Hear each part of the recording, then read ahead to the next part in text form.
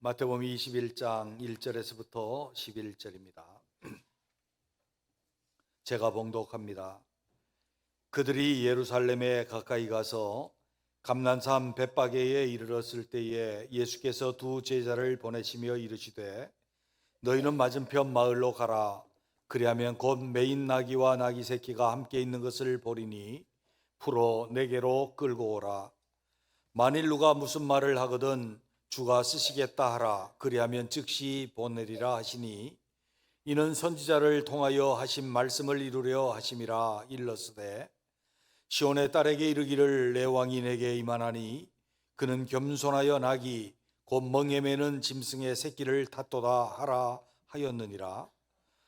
제자들이 가서 예수께서 명하신 대로 하여 나귀와 나귀 새끼를 끌고 와서 자기들의 겉옷을 그 위에 얹음에 예수께서 그 위에 타시니 무리의 대다수는 그들의 겉옷을 길에 펴고 다른 이들은 나뭇가지를 베어 길에 펴고 앞에서 가고 뒤에서 따르는 무리가 소리 높여 이르되 호산나 다윗의 자손이여 찬송하리로다. 주의 이름으로 오시는 이여 가장 높은 곳에서 호산나 하더라. 예수께서 예루살렘에 들어가시니 온 성이 소동하여 이르되 이는 누구냐 하거늘 무리가 이르되 갈릴리 나사렛에서 나온 선지자 예수라 하니라.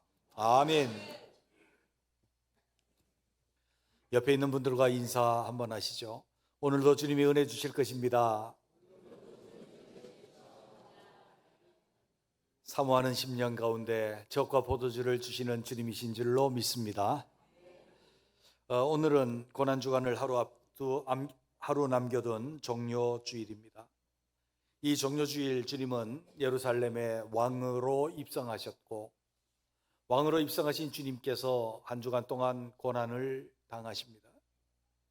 고난주간에 주님은 월요일서부터 계속해서 고난을 당하셨고 결국 금요일 날 십자가에서 처참하게 우리를 위해서 십자가에서 죽으시고 우리를 위해 부활절에 부활을 하십니다.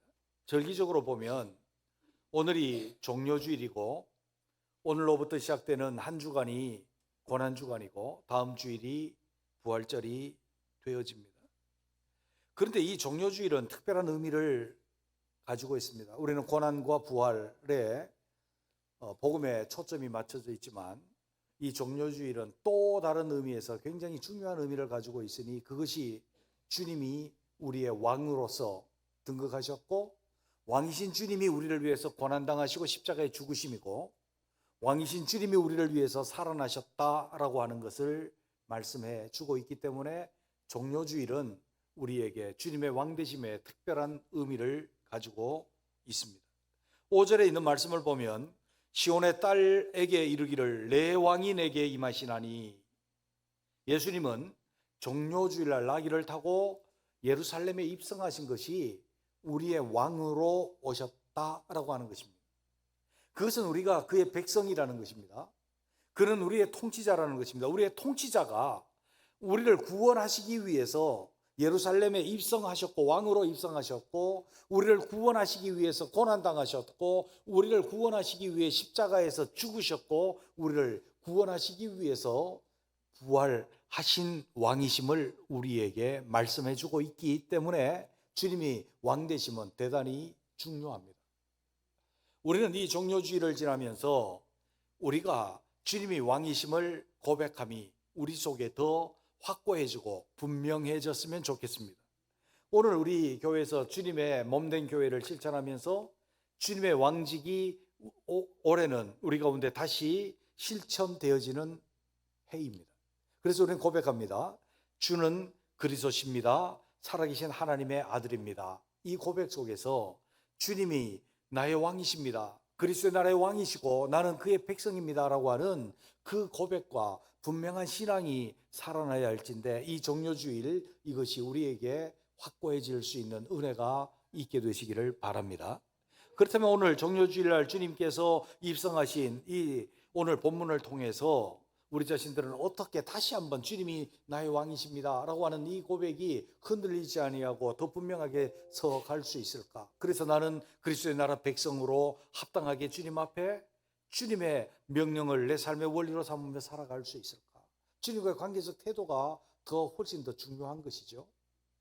그 첫째는 무엇입니까? 그것은 우리가 주님이 예비하심을 알고 주님의 예비하실 쓰실 것을 준비함으로 주님의 왕되심을 더 확고하게 굳힐 수 있는 우리가 되어야 할 줄로 믿습니다. 오늘 본문 말씀 1절에서 3절에 있는 말씀 보면 이렇게 말씀합니다. 그들이 예루살렘에 가까이 가서 감난선 백박에 이르렀을 때에 예수께서 두 제자를 보내시며 이르시되 너희는 맞은편 마을로 가라. 그리하면 곧 매인 나귀와 나귀 새끼가 함께 있는 것을 보리니 풀어 내게로 끌고 오라. 만일 누가 무슨 말을 하거든 주께서 쓰시겠다 하라. 그리하면 즉시 보내리라 하시니. 아멘. 무슨 말씀인가 하면 주님께서 이제 마지막 6월절 예루살렘에 입성하러 가셨습니다. 그때는 상당히 많은 사람들이 6월절을 지키기 위해서 흩어져 있던 사람들이나 유대 땅에 살고 있던 사람들이나 예루살렘을 방문했는데 고고적 사료에 의하면 200만이나 되는 사람들이 모이기도 하곤 했답니다. 근데 주님도 이제 마지막 공생의 마지막 6월절에 이제 예루살렘에 올라가십니다. 올라가셔서 가까이 가서 감난산 백박에 이르렀을 때 제자들에게 맞은편 마을로 가라. 거기 가면 나귀와 나귀 새끼가 메인 것이 있으리니 그것을 풀어가지고 내게로 가져와라. 누가 만일 무슨 말을 하면 주께서 쓰시겠다 하라. 그리하면 즉시 보내리라. 그래서 제자들이 갔더니 즉시 보냈단 말이에요. 그런데 이 일이 어떻게 이루어진 것인가를 이렇게 4절과 5절에서는 설명을 하고 계세요. 이는 선지자를 통하여 하신 말씀을 이루려 하심이라. 일러스되 시온의 딸에게 이르기를 내 왕이 내게 임하시니 그는 겸손하여 나귀 곧 멍에 매는 짐승의 새끼를 탓도다 하라 하였느니라. 이 말씀을 이루기 위해서 주님께서 어느 집에 나귀와 나귀 새끼가 있으니 그것을 끌고 와라. 근데 누가 왜 끌고 가느냐 무슨 말을 하면 주께서 쓰시겠다 하면 그냥 보낼 것이다 말씀했어요. 그렇다고 한다면 이 나귀의 주인은 어떤 사람이었을까 말이죠. 이 스가랴 9장 9절에 있는 말씀을 알고 있었다는 것이에요. 시온에 따라 크게 기뻐할지어다 예루살렘에 따라 즐거이 부를지어다 보라 내 왕이 내게 임하시라니 그는 공의로우시며 구원을 베푸시며 겸손하여서 나귀를 타시나니 나귀의 작은 것 곧 나귀 새끼니라. 아멘. 이 말씀 메시아에 대한 예언을 그가 알고 있어요. 우리의 왕이 오시는데 나귀 새끼를 탈 것이다. 그런데 예수님이 우리의 왕으로 오셨다. 우리의 왕으로 오셨다. 그래서 나귀 새끼를 타실 것이다. 그리고 예루살렘에 입성할 것이다. 이 말씀을 그가 알고 있고 주께서 쓰시겠다라고 하면 내가 드려야지 하고 준비하고 있었다는 거예요. 이것을 내가 드리려고 하는 그 마음은 무슨 마음인가 하면 예수님이 나의 왕이십니다. 주님이 나의 왕이십니다. 나의 구세주, 나의 메시아로 오시는 주님이십니다라고 하는 그 마음을 그가 가지고 있었기 때문에 혹시 주께서 쓰시겠다라고 한다면 이 나귀와 이 나귀 새끼를 주님께 드려야지 하고 준비하고 있었다는 거예요. 예비하고 있었다는 거예요. 이것은 그의 마음속에 주님이 쓰시겠다라고 한다면 내 작은 것이라도 내가 주님께 드리고자 하는 예비되어져 있는 마음, 주님을 나의 왕으로 모시는 그 마음이 확고히 그 속에 있었음을 우리에게 보여주고 있다는 거죠. 우리에게 예수님은 왕이십니까? 예수님은 우리를 죄에서 구원하신 우리의 왕이십니까? 예수님은 우리의 그리스도십니까? 그렇다고 한다면 우리는 우리의 무엇인가를 예물로서 주님께 드리려고 하는 본성적인 마음이 우리 속에 있다는 거예요. 그런데 이 본성적인 마음이 때로는 내가 주님이 영원하신 왕이기 때문에 큰 것을 드려야지, 백마를 드리고 보석으로 치장되어진 백마를 드려야지. 그런데 내게는 없어. 그래서 내가 못 드려. 이것은 무엇입니까? 준비되어지지 않은 마음이라는 거예요. 주님이 우리의 왕이시기 때문에 우리에게 주신 분복이 있는 거예요. 우리에게는 큰 것 주시는 그런 일들도 있지만 내 분복대로 내게 주신 것이 하나님께서 내게 주신 복이요, 내게 주신 은혜요, 내게 적합한 것이고 주님은 나의 왕이시라는 것을 내가 인정한다라고 한다면 내게 있는 작은 것이지만 주께서 쓰시겠다라고 한다면 내가 드릴 수 있습니다라고 하는 그 마음으로 준비되어진 마음이 주님이 나의 왕이십니다라고 하는 고백과 일치하는 그런 마음이라는 것입니다. 그래서 그가 드린 이유는 무엇입니까? 낙이 새끼지만 그때 당시에 보잘것없는 것들이었지만 흔해 터진 것이고 왕에게 어울리지 않는 것이었지만 그는 겸손해서 나귀를 타실 것을 안 그가 어떻게 해요? 주님이 쓰시겠다고 한다면 내가 드려야지. 주님은 시온의 왕으로 오시느니 겸손한 왕으로 오시는 이이기 때문에 내 것을 쓰시겠다고 한다면 내가 주님 왕이신 주님께 내가 드려야지 하고 예비한 마음이었다는 거예요. 이것은 물질을 예비한 게 중요한 것이 아니고 주님의 왕되심을 내가 준비하고 있고 그것을 맞아들일 수 있는 그 마음을 예비하고 있었다는 것을 보게 되어집니다. 우리는 내가 큰 것으로 영화로운 것을 내가 채우고 그것이 내게 있는 것을 통해서 주님을 내가 모시겠습니다. 잘 예비되어진 마음도 아니고요. 주님을 내 삶의 왕으로 모신 것도 아니에요. 그래서 그렇게 드릴 것이 내게 없으면 주님께 대한 불평과 불만, 진짜 왕으로서 섬기지도 못하게 되는 거란 말이죠. 내게 있는 작은 것이라도, 보잘것없는 것이라도 주님이 내 인생의 진짜 왕이시고 나를 통치하시고 다스리는 의의 왕, 평강의 왕, 내 구세주라고 한다면 그는 공의로우시며 우리를 구원하시며 그는 우리에게 평강을 주시는 왕이시라고 한다면 내가 준비되어진 왕으로 모실 준비되어진 마음을 가질 수 있는 우리가 되시기를 주님의 이름으로 축원합니다. 그때 주님의 왕되심이 분명한 거예요. 보십시오. 내가 아주 작은 것, 내게 가진 것 중에 보잘것없는 것이라도 왕이신 주님이 나를 쓰시겠다고 한다면 내가 쓰임을 받아야지.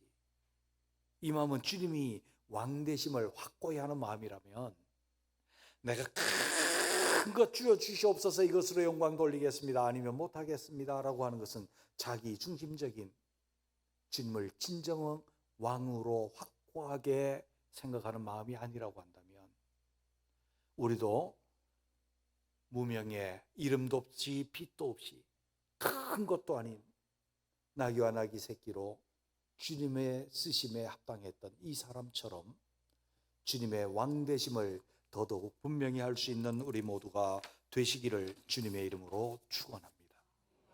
두 번째로 보면 주님의 겸손, 그 겸손을 배울 수 있는 자가 주님의 왕되심을 더 분명하게 할 수 있습니다.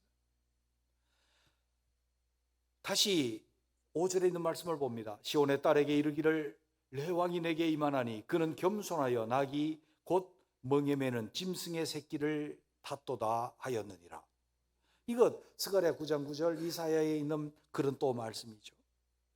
지금까지 예루살렘을 정복했던 수많은 왕들은 어떻게 예루살렘에 입성했습니까?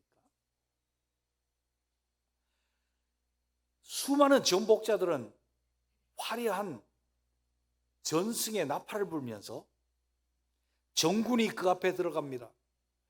향을 피우면서 들어갑니다. 이 향기가 어떤 사람에게는 생명의 향기고 어떤 사람에게는 죽음의 향기로 향을 피우며 들어갑니다. 그리고 그는 가운데서 백마를 타고 보석으로 치장되어지고 좋은 보석으로 치장되어진 마차 그것을 끌고 옆에 수많은 호위병들과 함께 예루살렘에 입성합니다. 어느 누구도 그에게 감히 도전하거나 반대할 수 없을 정도로 모든 사람은 그 앞에 고개를 숙여야만 했습니다. 그가 들어오는 것을 그냥 향으로만 맡아야 했습니다. 당당하고 어느 누구도 감히 도전할 수 없는 위험을 가지고 예루살렘의 정복자들은 그렇게 왕으로 등극을 했습니다. 우리 주님은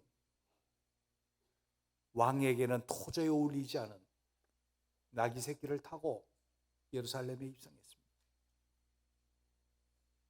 그러나 많은 대다수의 사람들은 겉옷을 벗어서 그 앞길에 깔고 나무가지, 고총료 나무가지를 꺾어서 호산나 주의 이름으로 오시는 이여, 호산나 다윗의 이름, 다윗의 자손이여, 호산나, 지극히 높은 곳에서 호산나, 그렇게 찬양을 했습니다. 왕의 모습으로 들어온 것입니다. 그런데 어떤 왕입니까? 겸손한 왕. 이 겸손은 앞으로 주님이 당할 고난, 그 빌립보서에서 말씀하시던 대로 그는 근본 하나님의 본체시나 하나님의 실체, substance란 얘기예요. 하나님의 실체시나 그 영광을 취할 것으로 여기지 아니하시고 사람의 모양으로 종의 형체로 이 땅에 오셔서 죽기까지 복종하셨으니 그 십자가에 죽으십니다. 십자가에서 처절한 가장 낮은 곳에 이르도록 그 고난을 당하신 그 겸손의 모습, 하나님 아버지께 복종하는 그 겸손의 모습으로 십자가를 지심으로 가장 낮은 곳에서 가장 처참하고 낮은 우리들을 만나주셔서 우리를 구원하시고 우리에게 공의를 베푸신 주님으로 우리의 왕이 되신 줄로 믿습니다. 그래서 나귀를 타셨다라고 하는 것은 주님의 고난과 십자가와 연결되어진 고난받는 왕으로서의 모습을 우리에게 보여주고 계신 것입니다. 그 겸손이, 주님의 십자가의 죽음이 결정적으로 그를 믿는 우리들, 그를 영접하고 받아들이는 우리들에게 우리가 절대 주님을 나의 왕으로 모시고 내가 주님을 내 왕이기 때문에 철저하게 복종하며 살아가는 복종자가 되도록 하셨다는 것. 그러므로 하늘에 있는 자들이나 땅에 있는 자들이나 땅 아래에 있는 자들이 예수님 이름 앞에 무릎을 꿇고 하나님 아버지께 영광을 돌리게 하셨느니라. 아멘. 예수님의 겸손, 그 겸손한 자리에서 겸손한 마음으로 주님을 만나는 자만이 예수님을 진정 나의 왕으로 모시고 살아가고 그 안에서 하나님께 영광을 돌리며 새로운 그리스도 나라 백성의 삶을 살아가고 영생에 도달하는 합당한 복음에 합당한 자들로 살아갈 수 있게 될 줄로 믿습니다. 주님께서 말씀하셨습니다. 수고하고 무거운 짐진 자들아 다 내게로 오라. 내가 너희를 쉬게 하리라.